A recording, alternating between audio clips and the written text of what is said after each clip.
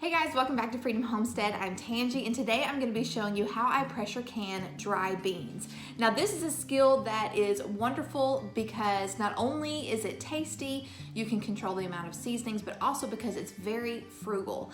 I mentioned in my last grocery haul that I was really surprised by how much the cost of canned beans had gone up in my local Aldi grocery store, and I should have mentioned that I planned on canning a bunch of dry beans, but a lot of you were kind enough to suggest it in the comments. But that is something that I was planning on doing and probably will be doing from here on out, unless I just need the convenience of store-bought canned beans. But it definitely is much more economical, and like I said, you can flavor it any way you want to. You can control the amount of salt. You can actually can beans without salt if that is what you want. There's a couple of other things that I wanted to mention before we got into the video. One of the things is that I never mentioned in the video that I use a Presto pressure canner, and I will have a link in the show notes of our Amazon store, and if I can find this canner on Amazon, I will put it in the store for you guys. But I do love the capacity. I can do 20 pints at one time. I can do, I think, 7 quarts at one time.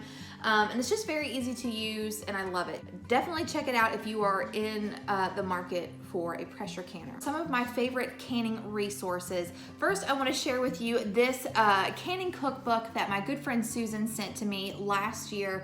And she sent it to me because there's a lot of really great soup recipes in here for canning. The lady that wrote it is a certified master canner, and so everything that she puts in here is USDA approved, at least the time that this was published. You definitely want to check the USDA website for any guidelines that may have changed since this was published. It's definitely something to check it out. This is in our Amazon store. The Pickled Pantry. This is mostly a fermenting cookbook, but she also does have some canning instructions in here as well. So if you are wanting to learn more about fermenting, I really recommend this book. This is one of my favorite preserving books. It's called The Beginner's Guide to Preserving Food at Home by Janet Chadwick. And what I love about this book is that she gives you safe shortcuts that you can take when preserving food, especially if you're in the throes of garden season and you are trying to get things processed and put away as quickly as possible. I love this cookbook and I can't recommend it enough. So again, that is in our Amazon store.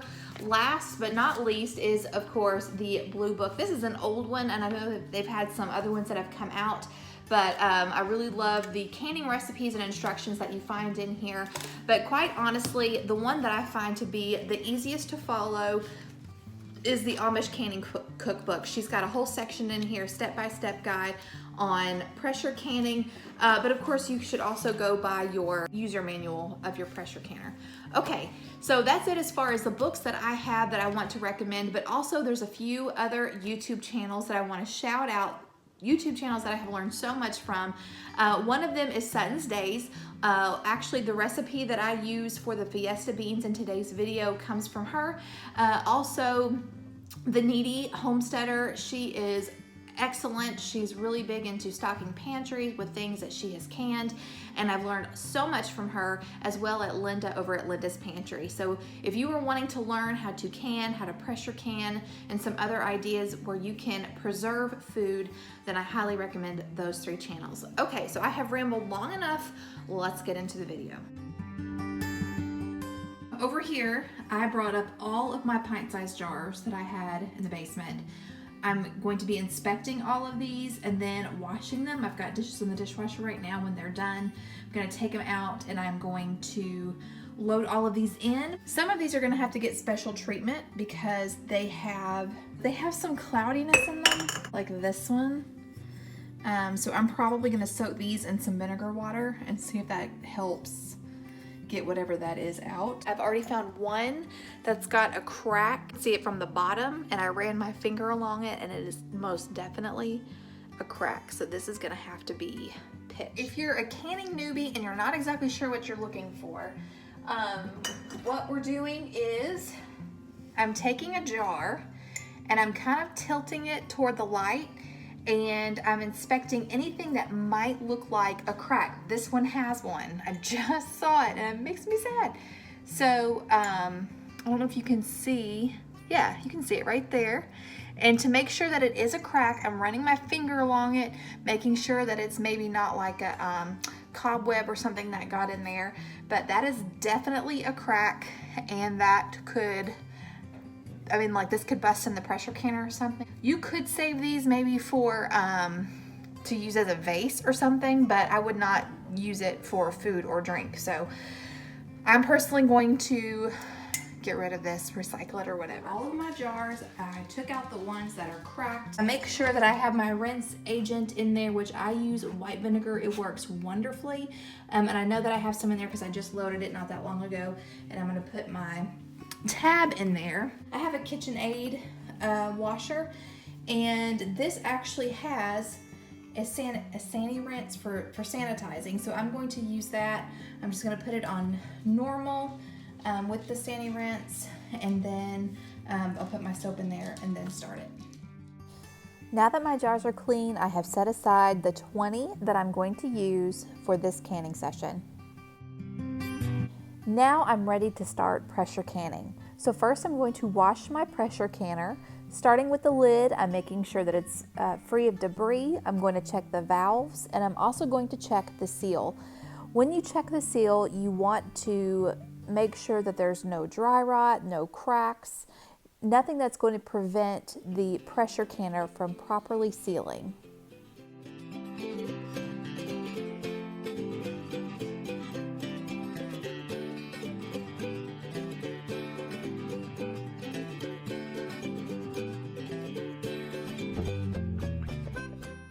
Now I'm washing the pot just using regular dish soap, making sure again that it is free from debris.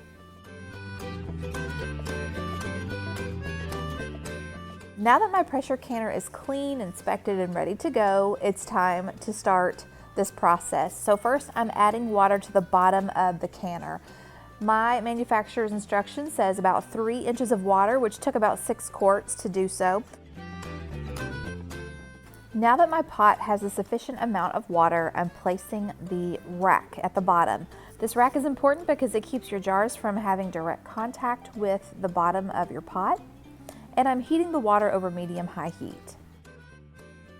Now it's time to prep the beans. Now I am doing the no-soak canning method, which is not recommended by the USDA. However, I have done it several times before. I've not had any problems. I do advise you to do your own research and do whatever makes your family more comfortable, but for me, this is the best way to do it. It's a lot less prep time, and the beans are not mushy at the end. So I am measuring out 5 cups of pinto beans because I want to do 10 pints, which actually I somehow end up doing 11 pints of pinto beans. And I like to rinse my beans 3 times. So I've got them in the bowl. I'm also going to be sorting them, making sure that there's no gravel or any beans that are shriveled up and look gross. But I fill the bowl with hot water, and I'm just kind of swishing them around. And then once I've done that, I dump it out, I drain it, and then I do it 2 more times until the water is clear. You can see after the first rinse, that water is nasty. After the 3rd rinse though, the water is clear.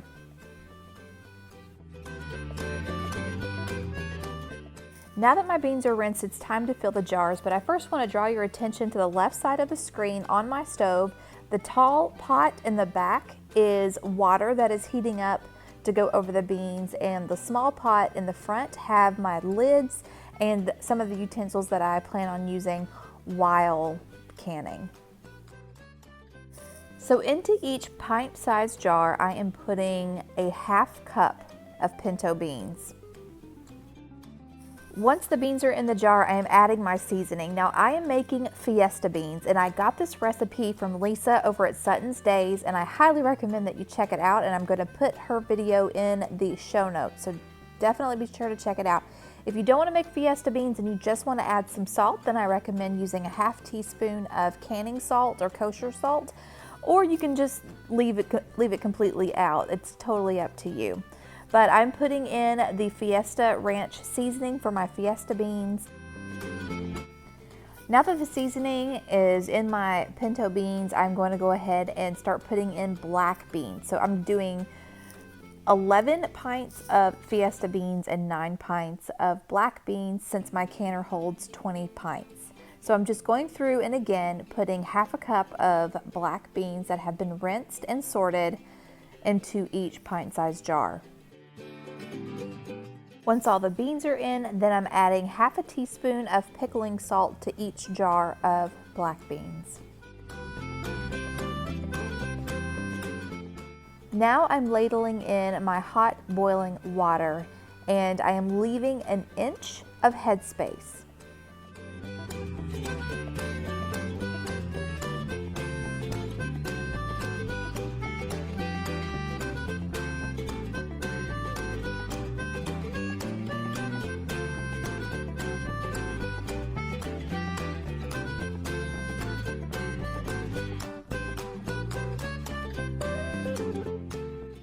Now that the water is in the jars, I'm using that plastic utensil. That's a debubbler, but you can use a plastic butter knife. You can use a wooden spoon handle. You don't want to use any metal implements that might nick or scratch your jars. But I'm just using it to stir around the beans and making sure that there are no air pockets, because that can cause you to have an improper seal.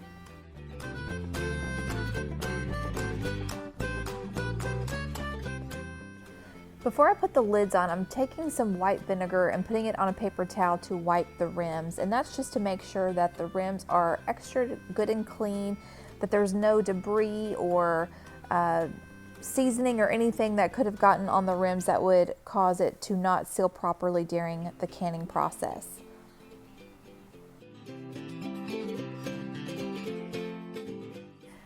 Okay, so now it's time to put the lids on, and I'm just using a magnetic wand to fish the lids out of the hot water. So I sanitize my lids in water on the stove. I don't bring it up to boil. I just heat it up to where it's almost boiling, where it's just some little bubbles all in the water. When I'm putting the rings on, the term that you hear a lot of canners use is finger tight, and that just means that you are only using the strength in your fingers to tighten the lids of the jar. You're not putting your whole body into it. You're not using elbow grease, just the strength in your fingers to tighten the lids. If you put them on too tight and then you put them in a pressure canner, you are not going to get those suckers off. Using the jar lifter, I am putting the pints in the pot, one jar at a time. And remember, my canner holds 20 pints, so I'm putting 10 pints on the bottom. And then I have another rack that I lay on top of that bottom layer. Once I place the rack in, I'm going to put the rest of the jars on top.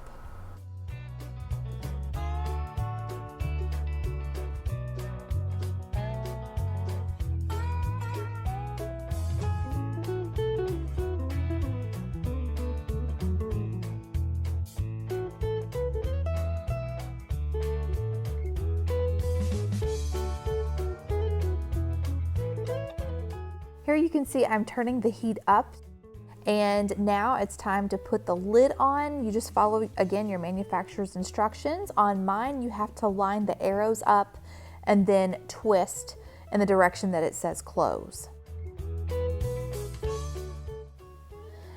When your pressure canner starts to steam, you're going to time it for 10 minutes.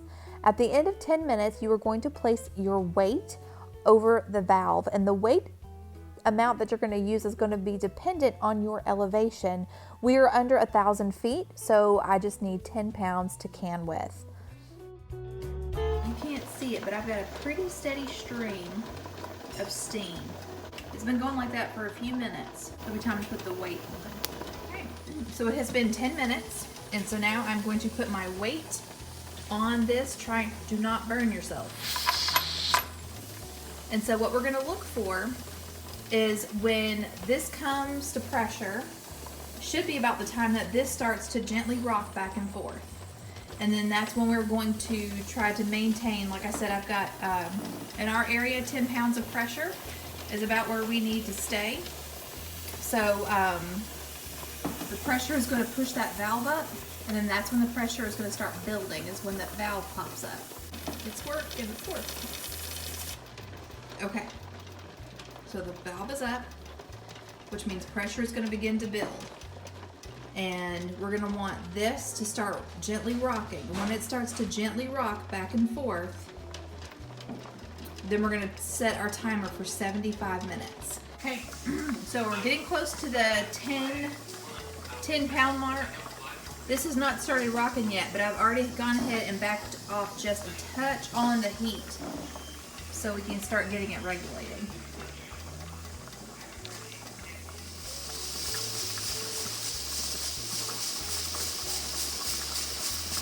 There we go.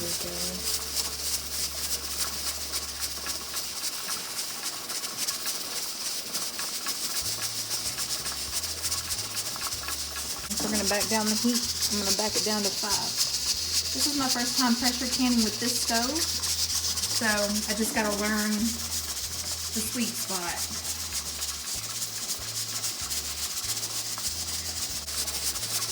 All right, I'm going to keep watching this. If this will hold and stay steady, I'm going to start timing at 75 minutes. So one thing you want to make sure when you're adjusting your temperature, you want to make sure that the pressure never goes below the recommended pressure for your elevation. So I don't want to get it below 10. That's why I'm just backing off on the heat just a little bit at a time. But yeah, I think I'm getting close to the sweet spot because the gauge is slowly moving in that direction. So I think we're doing good, but this is rocking a really nice pace. So it has been 75 minutes and I have just turned the burner off. So now I'm going to move the canner back so that way it can start to cool and that the pressure can start coming down. Okay, so I've moved it over, and one thing to remember is to do not touch the jiggler. Touchy is baddie because you will get burned. I should have mentioned here, it's not just about getting burned, but if your pressure drops too quickly, your jars could bust.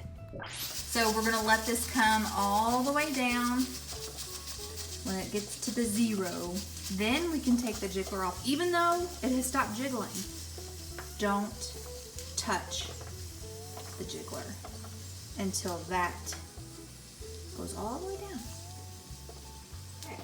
So the gauge is now down to 0, so I'm gonna remove this pressure gauge and then we're gonna let it hang out for a little bit longer to make sure that there isn't, see, that hadn't even dropped yet. So let's see. And then that went down. So we're just gonna let that hang out for a little bit longer, make sure that it's all gone because we don't need to have, what was that movie? Y'all remember that part in the movie Raiders of the Lost Ark where the guy tries to open the Ark of the Covenant and then his face melted off? Yeah, we don't want that to happen here. Here's one thing I do know. I smell beans, which means that there's probably some siphoning during the canning process. That's okay. It's not a big deal. It's just gonna be messy. But at least we'll have some canned beans. Okay, so we've taken this thing off. It's been hanging out for probably 15, 20 minutes or so, but you don't have to wait that long. We were just watching something.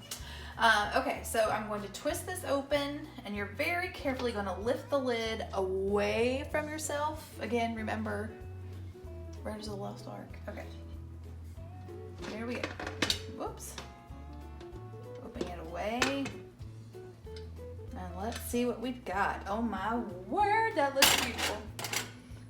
Beautiful.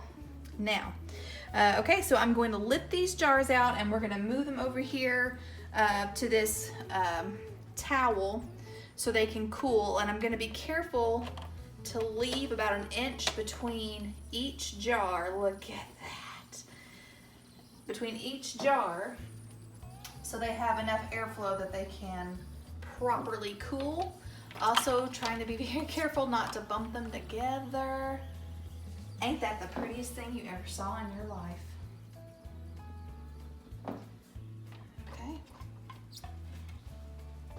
Some pinto beans. I do see some lines on there where some of the juices came out during the process. Oh, they're already starting to pop for me.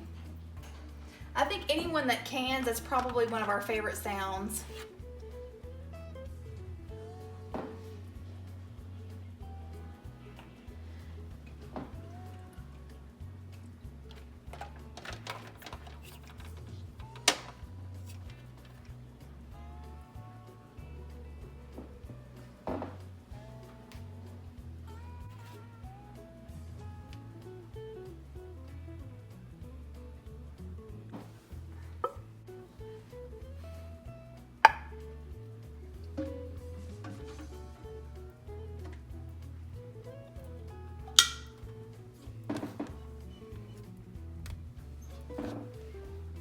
have to stand back and just look at all your hard work. Like, there's nothing more satisfying than that. So we're gonna let these hang out until in the morning.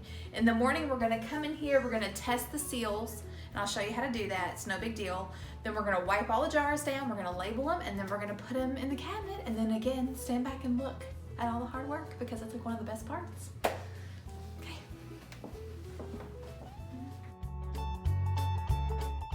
Okay, my friends, it is the next day. These have hung out for about 19 hours.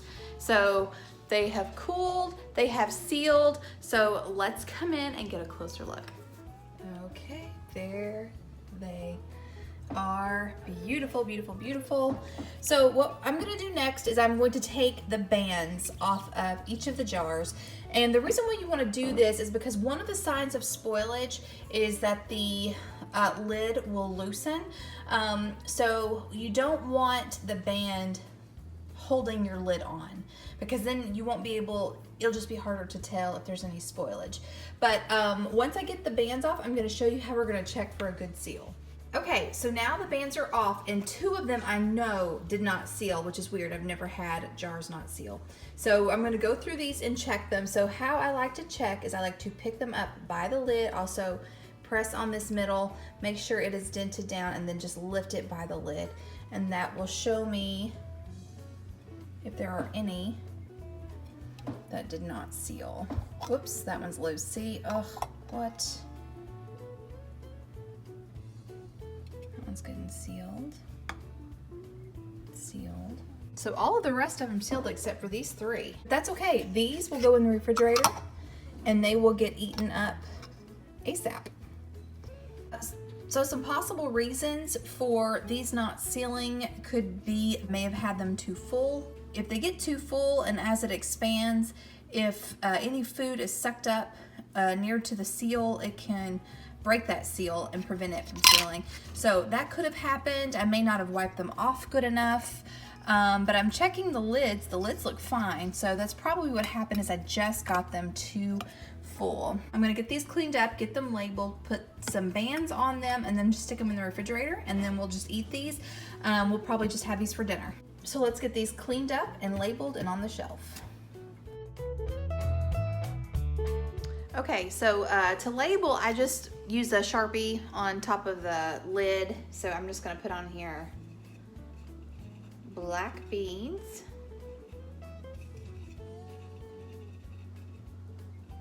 And then 119. So that's all.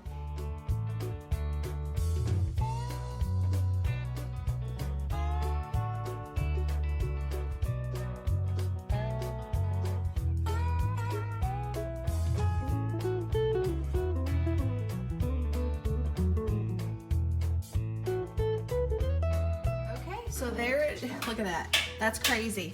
So I did have to rearrange some things. So now my pantry just became more full because of the work that I put into canning these beans. So very, very awesome. We love black beans. We eat tons of them. And then I'm really excited about these Fiesta beans. Okay, you guys, I hope you enjoyed this video and I hope you found it helpful. If there was anything that I said that was unclear, please let me know in the comment section and I'll be happy to answer any questions as I can. Also, I want to remind you guys that we have t-shirts for sale. They will be on sale until January the 27th at midnight. They are our Freedom Homestead logo shirts. We have hooded sweatshirts, long sleeve t-shirts, baseball t-shirts, and short sleeve t-shirts. So be sure to check that out. But that's all I've got for you guys today. Until next time.